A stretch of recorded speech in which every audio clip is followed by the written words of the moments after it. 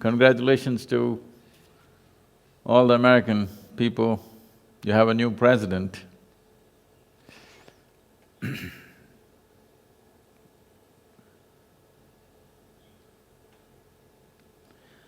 I've been saying this for some time that the next decade, the most important leadership on the planet will be business leadership. But you did not imagine that a businessman will get elected as a president.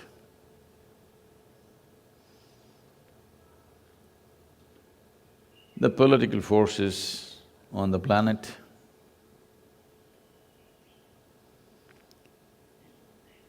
being in practicing democracy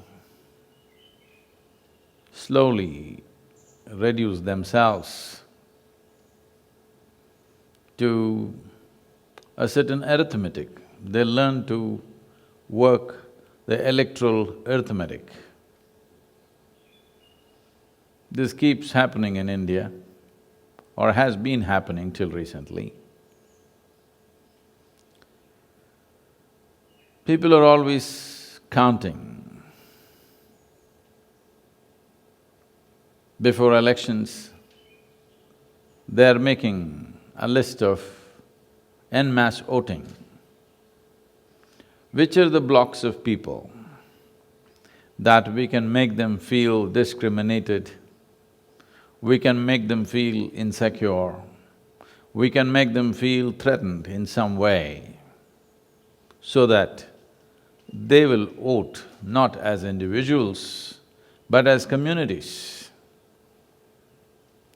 These communities can be of religion or religious, it may be on the religious basis, racial basis, caste, creed, but it has become the habit of various political forces across the world to pick on minority communities, make them feel insecure and make them vote en masse. Unfortunately, similar language has been evolving in United States as it has been in India in the past. But you have to give it to the intelligence of the common voters that they defeat this once in a way. That is, we must understand that democracy means the rule of majority. Rule of majority does not mean crushing the minorities. Rule of majority means you don't divide people on the basis of their beliefs or their color or their creed or whatever other basis you find. When people vote as individuals, only then there is a true democracy. Otherwise, we are practicing feudalism through the drama of democracy. The world is moving in this direction, that the people of the world are rejecting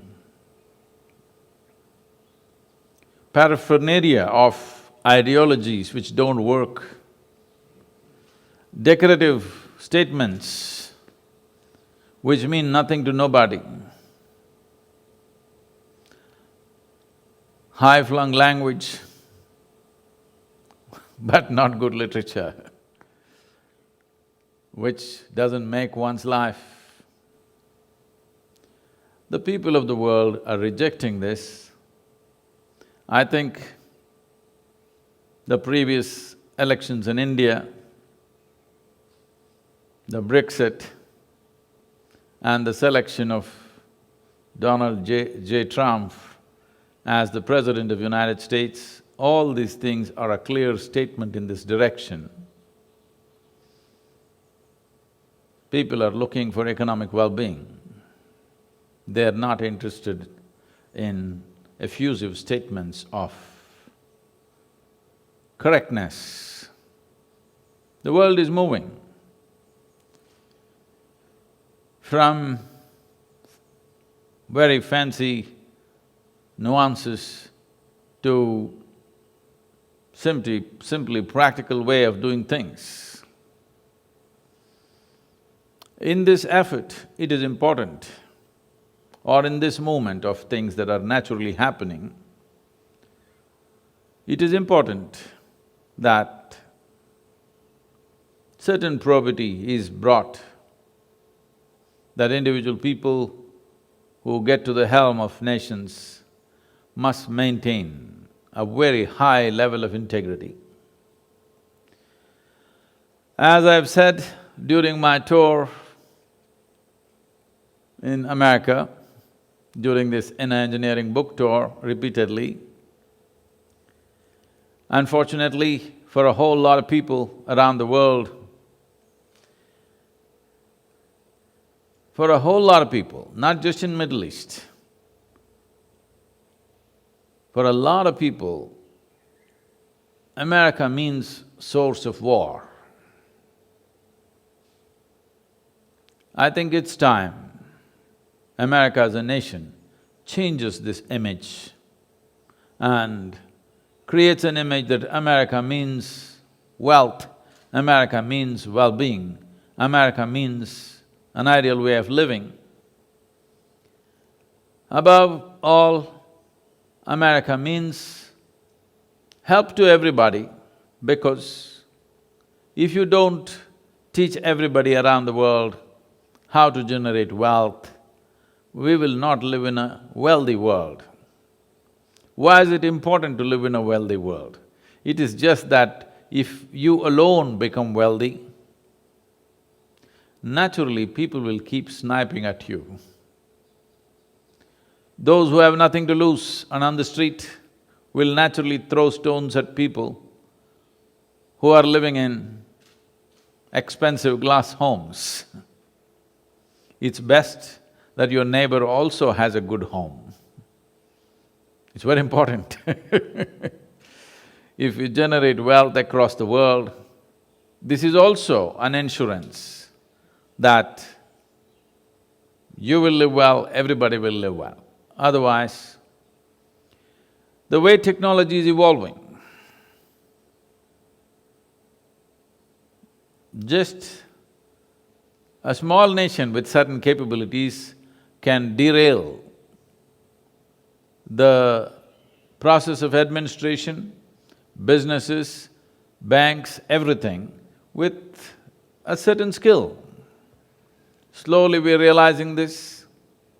It's unfortunate that major nations today are talking about, if you disrupt our cyberspace, we will disrupt your cyberspace.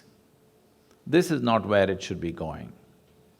Where it should be going is, you will not want to disrupt because you also have something worthwhile. If you have nothing worthwhile, only then you get these ideas that I want to disrupt you. If you also have something worthwhile, you don't want to disrupt anybody because you know you also have something to lose. So let's create a world. Let America and the new leadership in America focus on creating a world which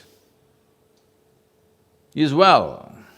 When people are well, they value their well-being. They wouldn't want their well-being to be disrupted in any way. It was beautiful to watch how whatever the acrimony, the bitterness that we have seen in the last 12 months,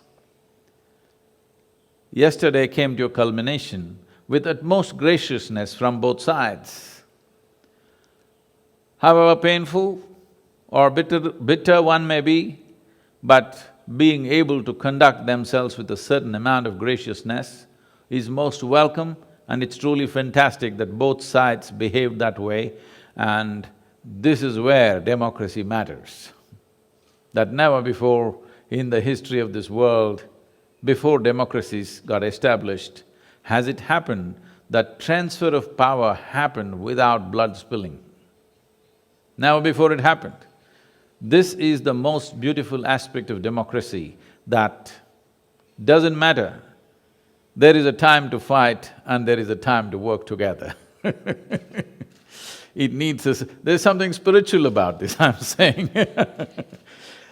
The acrimony and bitterness and the viciousness with which the elections were fought and yesterday's gracious statements are spiritual, I would say.